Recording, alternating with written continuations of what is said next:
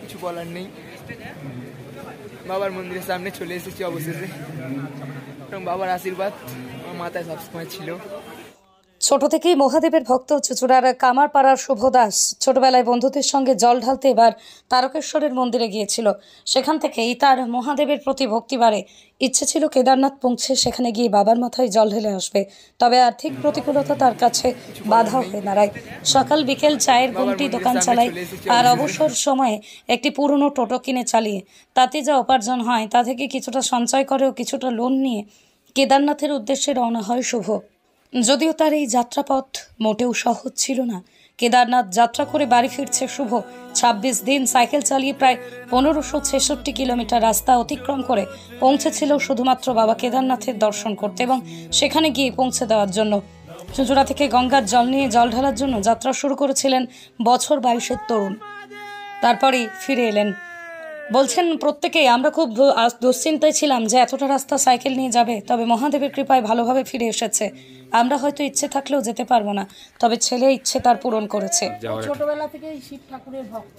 হ্যাঁ, ছোটবেলা থেকে অনেক দিন ধরেই বলে যাবো যাবো, তখন একটু ছোট তখন ধরেই বলে। অত ছোট তো সাইকেল চালিয়ে যাওয়া পারবে না। তারপরে শরীর খারাপ হয়েছিল, জন্ডিস হয়েছিল, তারপর থেকে খালি বলছে কেদারনাথে যাবো কেদারনাথে যাবো। হ্যাঁ, গিয়েছিল। তাই ওর দর্শন করার খুব শখ, দর্শন করতে গিয়েছিল। তাও একা যাচ্ছিল, আমাদের চিন্তা ছিল যে অসুস্থ শরীর। কিছুদিন আগেই জন্ডিস থেকে উঠেছিল, কলকাতা পিজিতেও দেখিয়েছি। এই এতটা জার্নি করে যাবে যে সাইকেলেতে, ভালোভাবে ফিরে এসছে ঠাকুরের কাছে, এটাই খুব ভরসা। মানে ও ইনকামে, নিজের ইনকামের পয়সা থেকেই করেছে? হ্যাঁ, নিজের ইনকামের পয়সা থেকেই করেছে। আচ্ছা আচ্ছা। ও অন্য কিছু অসুবিধার কোনো কিছু না, নিজের ইয়েতেই করে। ওই টোটো চালায়, টোটোটা চালাতো, টোটোটা এখন এক জায়গায় সারাতে দিয়েছে। হ্যাঁ, কোনো হয়নি তাই। ঘুমটি চালায়? ঘুমটিটা তো ইয়ে করেছে, টোটোটা কিনেছিল সেকেন্ড হ্যান্ড, টোটো কিনেছিল সেকেন্ড হ্যান্ড।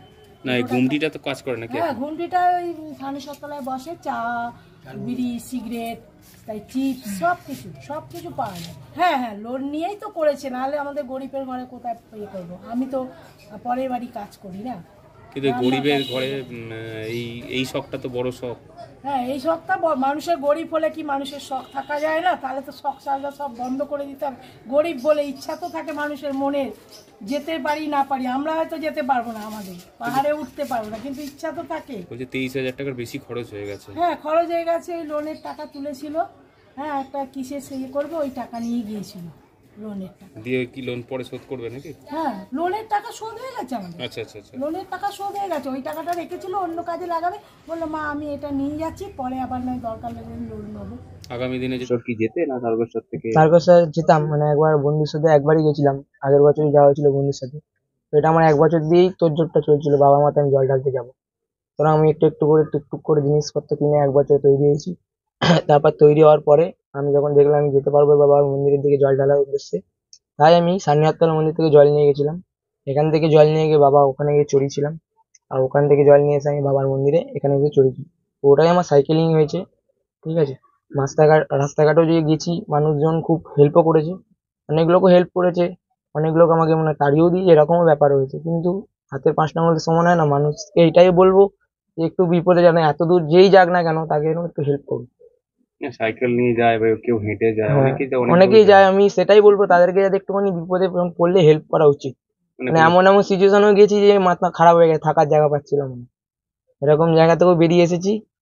তাই সবকিছু কমপ্লিট করে বাবা ওখানে, আমি 14 তারিখ যখন বেরিয়ে গেছিলাম, আমি ওখানে 26 তারিখে না 26 দিন আমি পৌঁছে গেছি, মানে 9 তারিখে বাবার মন্দিরে উঠে গেছি আমি এখানে। এই যে মানে একটা খরচ আছে, অনেকেই তো যায়।